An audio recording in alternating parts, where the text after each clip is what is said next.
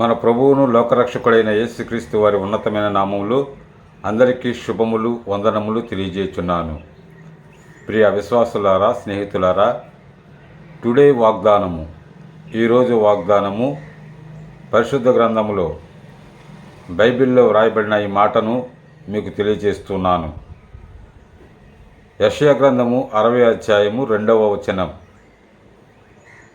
కటిక చీకటి జనములను కమ్ముచున్నది, యెహోవా నీ మీద ఉదయించుచున్నాడు. ఉదయం ఆయన ప్రకాశత ప్రసన్నత నీ మీద ఉదయిస్తూ ఉన్నాడు.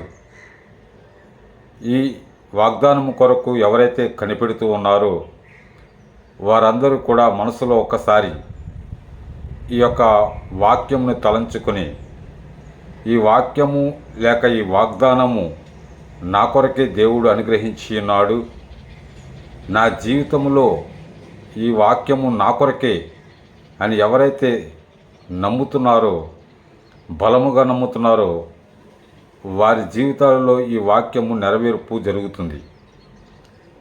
ఆయన ఉదయించాలి, నీ హృదయంలో ఉదయించాలి, నీ బ్రతుకులో ఉదయించాలి, నీ జీవితంలో ఉదయించాలి. దేవుని ప్రసన్నత నీ మీద ఎల్లప్పుడూ ఉండాలి.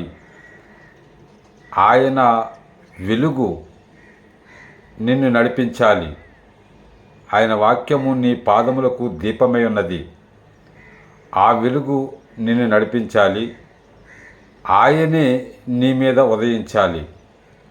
ఇక్కడ కటిక చీకటి లేక గాఢాంధకారము అంటే చీకటి కంటే ఎక్కువ, అంధకారము కంటే గాఢాంధకారం ఎక్కువ. ఇలాంటి పరిస్థితులు, శ్రమలు, వేదనలు, బాధలు, అవమానములు, సమస్యలు, ఇవన్నీ కూడా మన జీవితంలో చుట్టుముట్టినప్పుడు, మన చుట్టూ ఆవరించి ఉన్నప్పుడు, మన గృహం చుట్టూ, మన కుటుంబం చుట్టూ, మన బిడ్డల చుట్టూ ఆవరించి ఉన్నప్పుడు,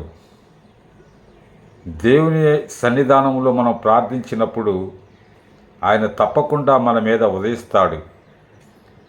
ఆ ఉదయము ఎలా ఉంటుంది అంటే ప్రశాంతత. దేవుని వెలుగు నీ హృదయంలో ప్రశాంతతను ఇస్తుంది, నీ జీవితంలో ప్రశాంతతను ఇస్తుంది. ఆ వెలుగు ఎప్పుడైతే నీ మీద ప్రకాశిస్తుందో చీకటి, అంధకారము ఇవన్నీ కూడా దూరముగా పారిపోతాయి.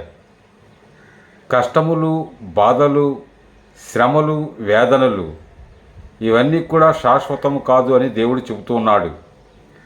నీ జీవితంలో వీటిని అనుభవించిన నీవు ఆయన ఉదయం కొరకు ఎదురు చూస్తూ ఉన్నావు. ఆయన ఉదయము నీ మీద ప్రకాశించాలని ఎదురు చూస్తున్నావు. కాబట్టి ఈ వాగ్దానము నీ గురించే వ్రాయబడి ఉన్నది. ఇది మనము నమ్మిన యెడల మన జీవితంలో ఆ యొక్క ఉదయాన్ని, ఆ యొక్క వెలుగును మనం రుచి చూస్తాం, అనుభవిస్తాం. యెహోవా వెలుగు చాలా గొప్పది.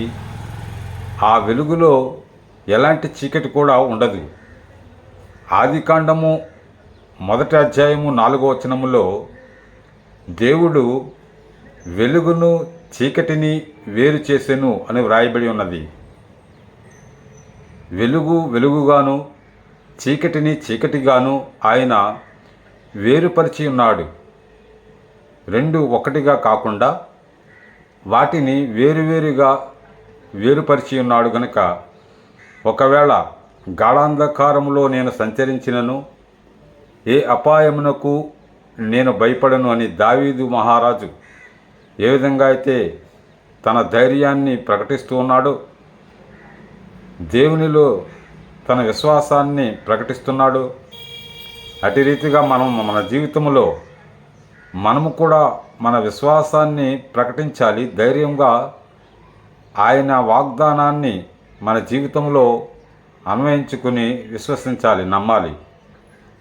అప్పుడు గాఢాంధకారములో సంచరించినను ఏ అపాయమునకు భయపడను. అపాయములు, ప్రమాదములు అవన్నీ కూడా నిన్నేమాత్రం కూడా భయపెట్టవు.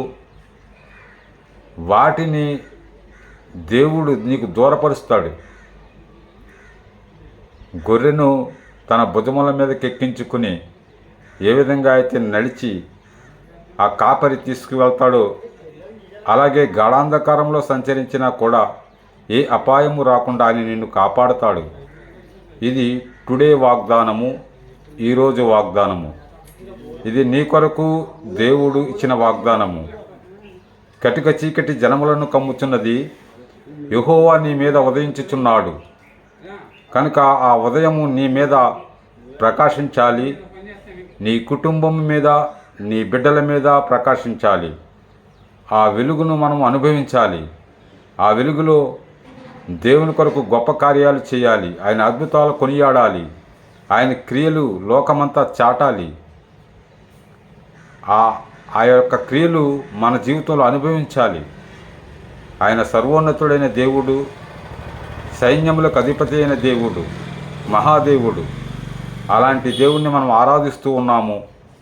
కనుక మనము ఆరాధించే మనము కటిక చీకటికి మనం భయపడము, గాఢాంధకారములకు భయపడము, పర్వతములు మెట్టలు తత్తరిల్లిన కూడా మనం భయపడము.